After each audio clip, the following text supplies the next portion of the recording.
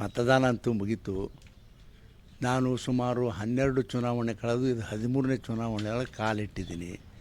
ಇಷ್ಟೊಂದು ಸರಿಯಾಗಿ ನಡೆದ ಚುನಾವಣೆ ಯಾವತ್ತೂ ನಾನು ನೋಡಲಿಲ್ಲ. ಒಂದಿಲ್ಲ ಒಂದು ಸಲ ದಿನ ಅಲ್ಲಿ ಇಡೀ ದಿವಸಗಳ ಫೋನ್ ಬರ್ತಿದ್ದು ನಾನು ಪ್ರತಿ ದಿವಸ ಚುನಾವಣೆ ದಿನ. ಅಲ್ಲಿ ಜಗಳ ಆಗ್ಯದ್ರಿ, ಇಲ್ಲಾಗ್ಯದ್ರಿ, ಗೌಡ್ರು ಹೊಡೆದಾರಿ, ಸಾವ್ಕಾರ ಹೊಡೆದಾರಿತ್ತು. ಒಂದು ಕೊಯ್ ಇಲ್ಲ ನೋಡ್ರಿ, ಅಂಥ ದೈವ ಇರ್ಬೇಕು ನಂದು. ಒಂದು ಕಡೆ ಯಾವ ಕಡೆದು ಒಂದು ಫೋನ್ ಬರಲಿಲ್ಲ. ಬರೀ ಏನು ಟೆಕ್ನಿಕಲ್ ಪ್ರಾಬ್ಲಮ್ ಇದ್ದು ಒಂದೆರಡು ಕಡೆ ಅಷ್ಟು ಬರೋದು ಬಿಟ್ಟರೆ ಎಲ್ಲಿ ಬರಲಿಲ್ಲ. ನಿಜವಾಗಿ ಭಾಳ ಸಮಾಧಾನದಿಂದ ಈ ಸಲ ಚುನಾವಣೆ ಆಯಿತು. ಭಾಳ ಚೆನ್ನಾಗಿ ಆಗ್ಯದ. ಎಲ್ಲ ಸಮಾಜದ ಜನ ಒಕ್ಕಟ್ಟಾಗಿ ನರೇಂದ್ರ ಮೋದಿಗೆ ನಾವು ಓಟ್ ಹಾಕ್ತೇವೆ ಅಂಥೇಳಿ ಭಾರತೀಯ ಜನತಾ ಪಕ್ಷಕ್ಕಂತೂ ತುಂಬ ಓಟ್ ಹಾಕ್ಯಾರ. ಇಡೀ ಜಿಲ್ಲಾ ತುಂಬ ಯಾವ ಹಳ್ಳಿನಲ್ಲೂ ಮೈನಸ್ ಆಗೋದಿಲ್ಲ. ಪ್ರತಿಯೊಂದು ಹಳ್ಳಿನಲ್ಲೂ ಒಂದು ಓಟೇರೆ ಹೆಚ್ಚಾಗ್ತದೆ, ಒಂದು ಓಟೇರೆ ಹೆಚ್ಚಾಗ್ತದೆ. ಭಯಂಕರ ಒಳ್ಳೆಯದಲ್ಲ, ಭಯಂಕರ ರೆಸ್ಪಾನ್ಸು. ಅದರ ಭಾಳ ಚೆನ್ನಾಗ್ಯಾಗದ. ಆದರೆ ಮೊದಲು ನನ್ನ ಈ ಕ್ಷೇತ್ರದ ಜನರಿಗೆ ನನ್ನ ಅಭಿನಂದನೆ ಹೇಳಲಿಕ್ಕೆ ಬಯಸ್ತೀನಪ್ಪ. ಎರಡನೇ ಅಭಿನಂದನೆ ಯಾರಿಗೆ ಒಂದು ನನ್ನ ಪಕ್ಷದ ಕಾರ್ಯಕರ್ತರಿಗೆ. ಅವರೆಲ್ಲರೂ ಕೂಡ ಅತ್ಯಂತ ಇಷ್ಟು ಬಿಸಿಲಿದ್ದರೂ ಅತ್ಯಂತ ಪರಿಶ್ರಮ ಪಟ್ಟು ನನ್ನನ್ನು ಗೆಲ್ಲಿಸಲಿಕ್ಕೆ ನನ್ನ ಕಾರ್ಯಕರ್ತರು ಪ್ರಯತ್ನ ಮಾಡ್ಯಾರ. ಅದು ರಿಸಲ್ಟ್ 4ನೇ ತಾರೀಕು ಬರ್ತದೆ, ಆ ಮಾತು ಬೇರೆ. ಬಟ್ ಆದರೆ ತುಂಬ ಅವ್ರಿಗೂ ಕೂಡ ನಾನು ನನ್ನ ಅಭಿನಂದನೆಗಳನ್ನು ನನ್ನ ಪಕ್ಷದ ಕಾರ್ಯಕರ್ತರಿಗೆ ನಾನು ಹೇಳಲಿಕ್ಕೆ ಬಯಸ್ತೀನಿ. ನಿಜವಾಗಿ ನನಗೆ ತುಂಬ ಖುಷಿ ಆಗ್ಯದ. ಈಗ ಹಳ್ಳಿ ಎಲ್ಲ ಓಡಾಡಿದ್ರಿ, ಬಿಸಿಲು ಅನ್ನೋಂಗಿಲ್ಲ, ಸಿಕ್ಕಾಪಟ್ಟೆ ಬಿಸಿಲಿತ್ತು. ಇವತ್ತು ಮನೆ ಜೊತೆ ಕಾಲ ಕಳೆದು ಏನೆಲ್ಲ ಮಾಡಿದ್ರಿ ಮೊಮ್ಮಕ್ಕಳ ಜೊತೆ, ಮಕ್ಕಳ ಜೊತೆ? ನೋಡ್ರಿ, ಇದು ರಾಜಕಾರಣ ಅನ್ನೋದು ಹಿಂಗೆ ಇರ್ತದೆ.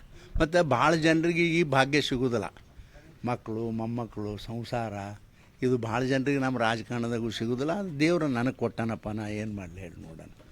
ಆದರೆ ನನ್ನಂತೂ ತೃಪ್ತಿಯಾಗಿರೋ ಮನುಷ್ಯ ಬಹುಶಃ ರಾಜಕಾರಣದ ಭಾಳ ಕಡಿಮೆ.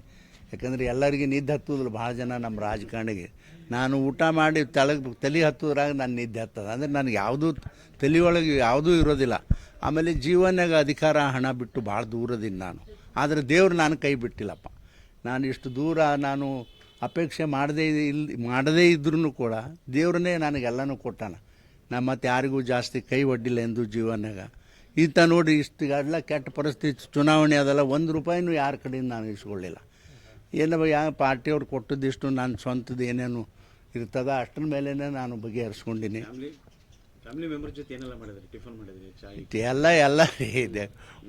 ಮತ್ತು ಬೆಳಗ್ಗೆ ನಾನು, ಮಕ್ಕಳು, ಮೊಮ್ಮಕ್ಕಳು ಎಲ್ಲರೂ ಕೂಡಿ ಟಿಫನ್ ಮಾಡಿದೆವು. ಸಂತೋಷದಿಂದ ಅದಿದೆವಪ್ಪ ಅಷ್ಟೇ. ಈಗ ಗ್ಯಾರಂಟಿಗಳದ್ದೇ ಕಮಾಲ್ ಆಗಿದೆ. ಗ್ಯಾರಂಟಿಗಳು ಭಾಳ ಕಾಂಗ್ರೆಸ್ನ ಕೈ ಹಿಡಿತದೆ ಅಂಥೇಳಿ. ನೋಡಿರಿ, ಅದು ಅವ್ರ ಆಸೆ. ಗ್ಯಾರಂಟಿ ಏನು ಇದ್ರಾಗೇನು ಕೈ ಹಿಡಿಯಂಗಿಲ್ಲ. ಯಾಕಂದರೆ ಗ್ಯಾರಂಟಿ ಫಸ್ಟ್ ಇಲೆಕ್ಷನ್ನಾಗ ಮಾಡಿದ್ದೇನು ಇದೆಲ್ಲನೂ ಸಹಾಯ ಮಾಡ್ತಾರೆ ಅನ್ನೋ ಆಶೆಕ್ಕಾಗಿ ಬಡವರು ಮಾಡಿದ್ರು. ಇವರೆಲ್ಲನೂ ಮತ್ತು ಅರ್ಧಕ್ಕೆ ಬಿಟ್ಟಾರಲ್ಲ ಎಲ್ಲ, ಅದು ಪರಿಣಾಮ ಆಗ್ಯದ. ಈಗ ಅವ್ರು ಏನತ್ತಾರ, ಅಲ್ರಿ ನಮಗೆ ₹2,000 ಕೊಟ್ಟು ಓಟ್ ತೊಗೊಂಡಾರಿ, ಮುಖ್ಯಮಂತ್ರಿ ಆಗ್ಯಾರ ಸಿದ್ದರಾಮಯ್ಯನವರು. ಇನ್ನೇನು ನಮ್ಮ ಮೋದಿಯವ್ರಿಗೆ ನಾವು ಹೆಣ್ಮಕ್ಳು ಹೇಳೋದಿದು, ಮೋದಿಯವ್ರಿಗೆ ಓಟ್ ಹಾಕ್ತೀವಿ ಈ ಸಲ ಅಂತ ಅವ್ರು ಹೇಳೋದು. ಅದ್ರ ಪರಿಣಾಮ ಏನು ಜಾಸ್ತಿ ಆಗಿಲ್ಲ. ಮತ್ತು ಈ ಕೇಂದ್ರದಲ್ಲಿ ಏನು ಮಾಡೋದ್ರಲ್ಲ, ಇವರು ಸುಳ್ಳು ಹೇಳ್ತಾರೆ ಅನ್ನೋ ಭಾವನೆ ಜನರಿಗೆ ಬಂದುಬಿಟ್ಟದ. ಮೋದಿ ಗ್ಯಾರಂಟಿ ಒಂದೇ ನಮಗೆ ಭಾಳ ಗ್ಯಾರಂಟಿ ಅಂತೇಳಿ ಜನ ಹೇಳ್ತಾರಪ್ಪ.